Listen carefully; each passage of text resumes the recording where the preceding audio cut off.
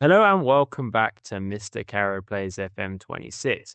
Now, today we're going to have a look at everything I suggest you do before you press continue. And there are 5 things that I think we should do. 1 is player selection, 2 is tactics, 3 is transfers, 4 is training, and our 5th, as I look down at my notes, is our staff responsibilities. So they are the 5 things that we need to look at before we press continue for the first time. Now, if you like this video, please give it a like and subscribe. Hit the notification button to see when videos are released. I hope you enjoy today's video.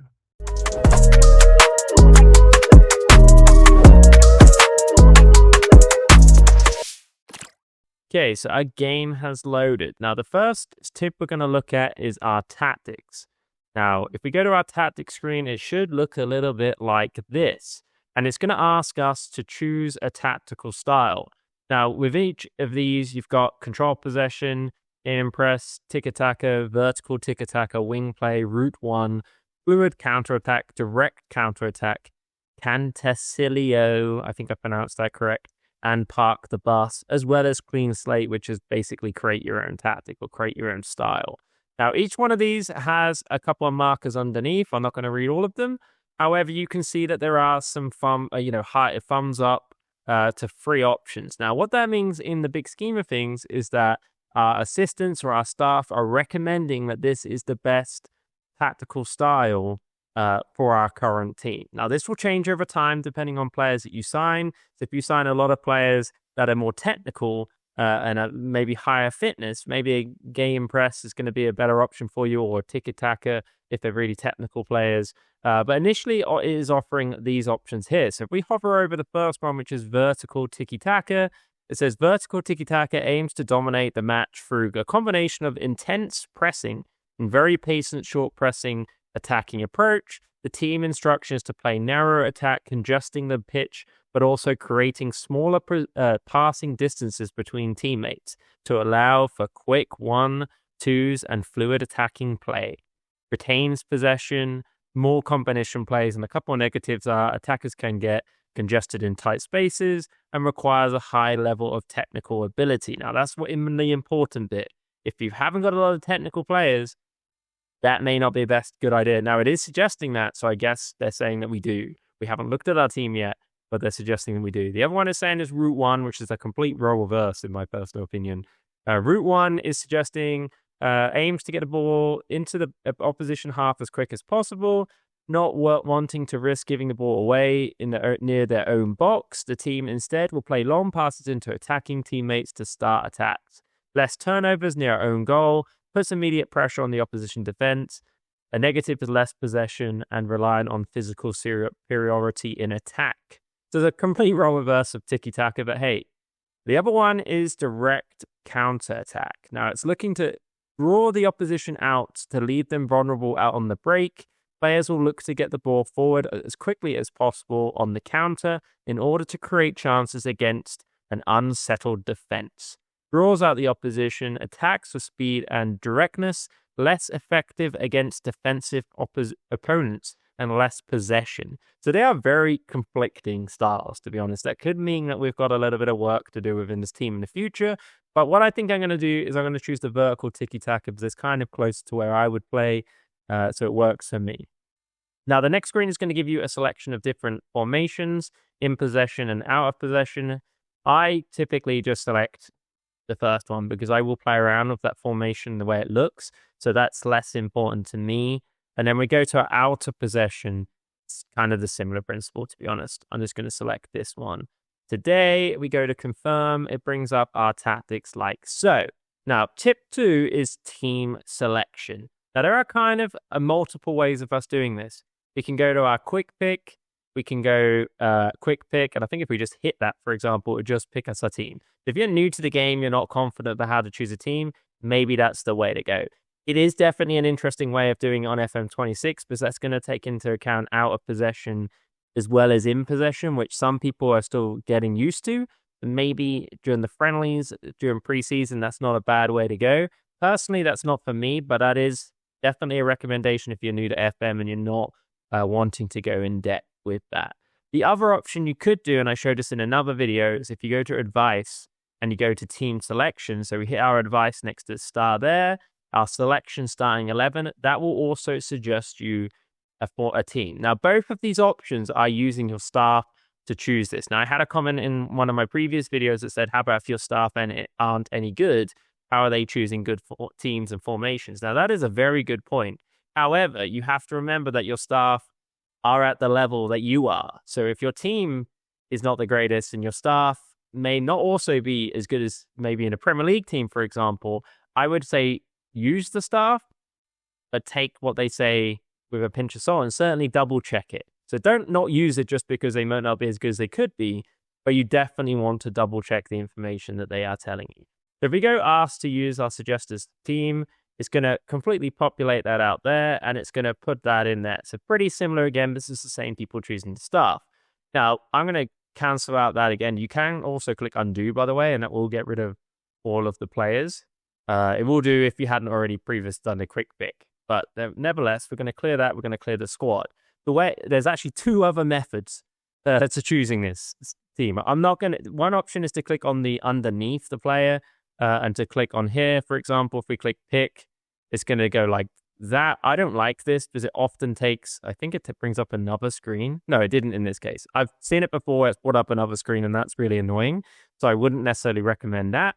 What I like to do, because it gives us the best visual representation, is to just click the little downward arrow there and then just choose from there. Now, we're going to just choose randomly to some extent, although it is worth pointing out that if you want a right defensive player, you might want to hover over and double check to make sure that they are indeed playing on their correct foot. Because if you've got someone who's only right-footed and you're playing him on the left side of the central defense, then obviously that's not the way to go necessarily. If you've got other options, then that's fair enough. But you perhaps don't want to do that unless you have to.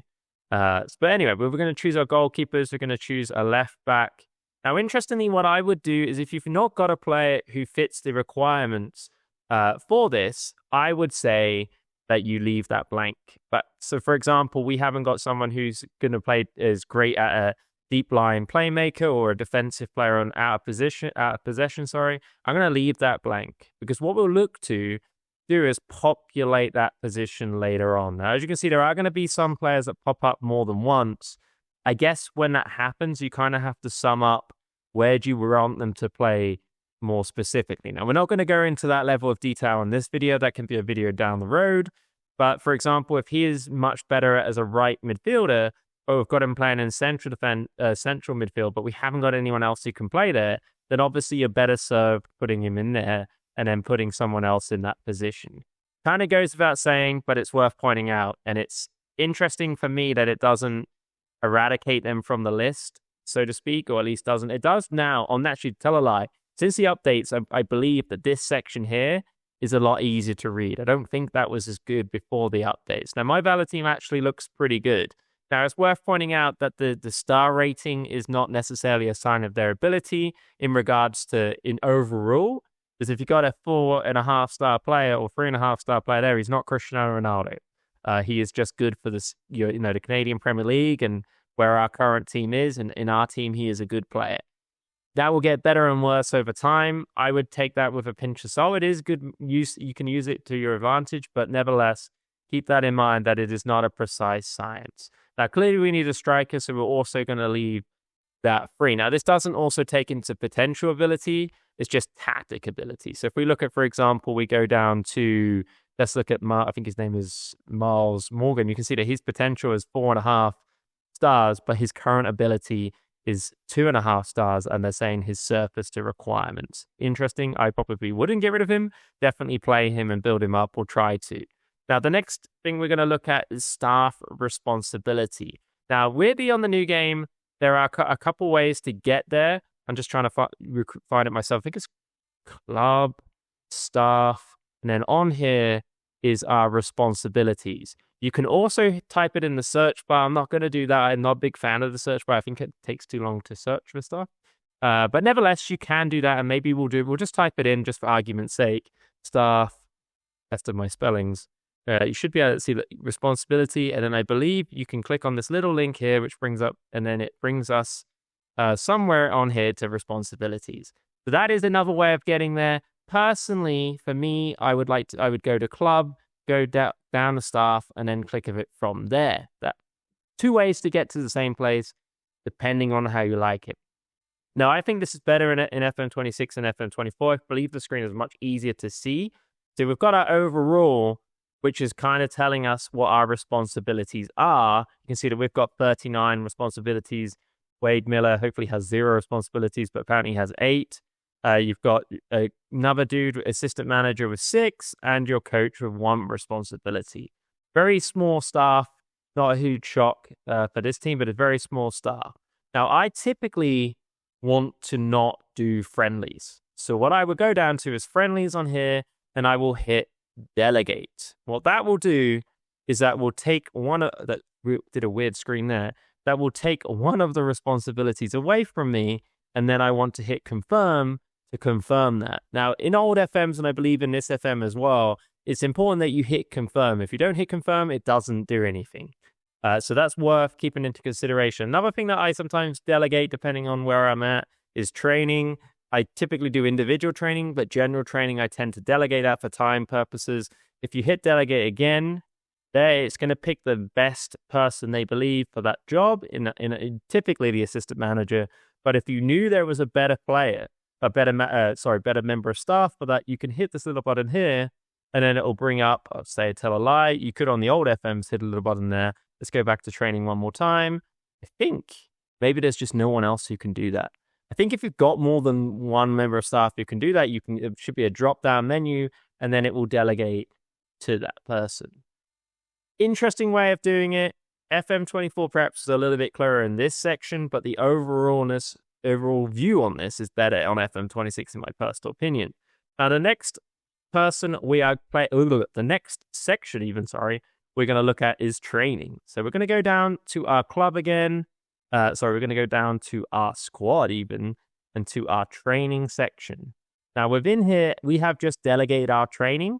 So we're not necessarily going to look at individual training, which is up here, but we will look at our mentoring, which doesn't populate on its own. This is important because you can go quite far down the road without actually enabling this. Now, is mentoring the end of the world if you don't do it? Perhaps not, but it is an important thing in FM in terms of getting that players, especially young players, to kind of develop in the way that you want them to. So if you hit that, it will basically populate it for you, which is fantastic. It will tell you which players are having influence. It will tell you how that's going in terms of the significance, average, light, and no actual significant input at all. And then you just go, okay, sort for that, and acknowledge and move on. So that has now put in our mentoring. It's important that we do this early on, like I say, because if we don't, it could cause us problems down the road, in as much as we'll lose time. It won't really cause you any issues in regards to the game itself, but it will mean that you lose some valuable time. So if we hit our button again, and this time we want to go to our individual training. Important to me because this is one of the ones that I typically control, but it is important to get this correct. So if we go, we can do it by rating if we want, which is going to put our most higher performer trainers at the top. If we want to click there, what it will do, if I click on one of them, it brings up this screen. This is important because this allows us to handpick our training for that player. Now, interestingly on this, I do think this is a little less intuitive than FN24, but hey, I still like the screen. What this will allow us to do is it will allow us to praise if we've gone slightly further in. It will allow us to arrest a player. It will allow us to request a training report. But more importantly, perhaps it will also allow us to choose what we want that player to specifically focus on. Now, that is important because, you don't want just everybody doing general training. If you've got, say you've got an inside forward, you want him working on those attributes that work best for the inside forward position. Now, if we go on Dante Campbell and we look at what he's likely to want to do, let's say wing back is definitely the training we want to put him on. We're going to go back one more time. We're going to click on his name here, and we're going to go for his role, and we're going to go wing back. Now, what you'll see now is in the screen down here, the highlighted items are what they are focusing on. Now, green is key, and this blue is preferable. Kind of blends in a little bit, but blue is preferable, gray is preferable. So obviously that means that we're going to focus on crossing, marking, tackling, pace, stamina, acceleration, all kind of things that you would expect. So that shouldn't be a huge surprise. But it's still nevertheless important that we do that. And the reason why we want to do this early on is because if you've got a tactic that is requiring that, and if we go back to our tactics really quick, go to match day and tactics, you can see that if we are indeed wanting Dante Campbell to work as a wingback, and he's not actually in the starting lineup, but if he was, we want to focus on what that in possession and out of possession position is so that we can affect those attributes as much as we can. It kind of gives us a little bit of advantage. Not the end of the world if you don't do it at the start, but I would highly recommend, if in fact, to be honest, it is kind of very important that we do it at the start. If you forgot, I don't think the game would end, but it definitely is a lost thing that you lose time, which is the important element to that. Okay, the final thing we're going to look at is transfers. Now, we looked and we decided that we needed a striker and we needed a defensive midfielder. So I know because I've already checked, but I'm going to show you anyway, that if we go to our recruitment and we go down the clauses, this team doesn't have any clauses, mainly because in the Canadian Premier League, they don't really sell players. But if you had sold players and you do have clauses in here, bad example I know because I can't show it, you may be able to cash in some of those clauses to get some quick money, which could help you in the transfer market. Usually it'll be a little line next to it and it'll say you can buy out that clause, or you can buy the team will sell you the clause, so to speak, and then you can earn some extra money. The reason why that's important is if we go to our player database, we'll notice that our wages we're in debt £633 but we've got 16,000 to spend. Now, interestingly, if we do click on our recruitment budget over here, sometimes, not always, this is a little misleading thing with FM, but sometimes, but not always, we can adjust that. I don't know if it's going to let us. It doesn't always let you do it, which is a little annoying. It's not going to let us do it in this case, but as the game progresses, usually at maybe the second transfer window, maybe if finances are looking good, you'll be able to play around with this bar here, and it will increase your wage budget and decrease your transfer budget, or the vice versa. This is important because if you sell a player for, say, £4 million, for example, and you want to buy a player for $1 million, but you don't have the wages to cover that, you can mix up this option here, and then it will allow you to do that. More often than not, clearly not in this case, but more often than not, it will allow you to do that. And finally, if you don't do that, sometimes when you sign a player who you can't afford when wages, it will say adjust budget, or same with transfer budget, adjust budget, but you have less control over that. So it's better if you do it here in the now, because you can see it actually in the moment and you can make those changes from the off. So that would be my recommendation on that. But when we go to our transfers again, what we can do in here is we can look at players scouted, which is going to be 0 at this point. But as we go along the game and scout more players, we can hit that player only scout. And that brings us to our final tip. And that is, if you go to your club and go back to staff, make sure that you have some recruitment staff. Easy thing not to think about because you assume that every team has scouts. Looking at this, for example, we can see that we don't have any recruitment staff at all, which means we're not able to scout players. We're not able to naturally get that influx of players in our recommendations. None of that is going to happen. So in order for us to do that, we want to go back to recruitment and we want to go down to staff database and we want to go to edit search. You don't have to do it this way. You can set adverts if you want to. This is by far the easiest way of doing it, in my personal opinion. Go to recruitment team, hit scout, go to pick attributes, and now you want to go where it says highlight key attributes for role. We want to go to scout role, and we want to go to scout. Now it's going to pick the attributes. Now I did show this in another video, so this shouldn't be a shock to anyone that's in my previous videos. The attributes have now changed. They're now a word value, which a lot of people get annoyed by, me included. I like the number value. Still got number for the players. Hopefully they never change that. But we've now got word value for staff. So if you're a team like mine, for example, you're probably going to want to go quite low.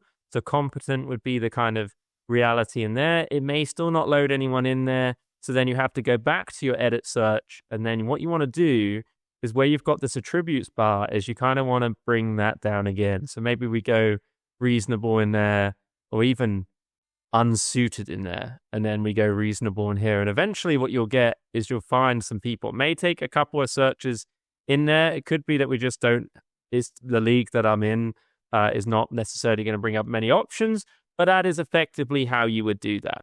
You would go in there, you would change the stats until at least somebody comes in. If we get rid of our interest in, for example, in here, it should slowly populate the thing. And in fact, it's not going to, but it could be the league that I'm in. But that is the method that you would choose to get that to happen. Not sure why it's not happening for me, but that would be how you would do that.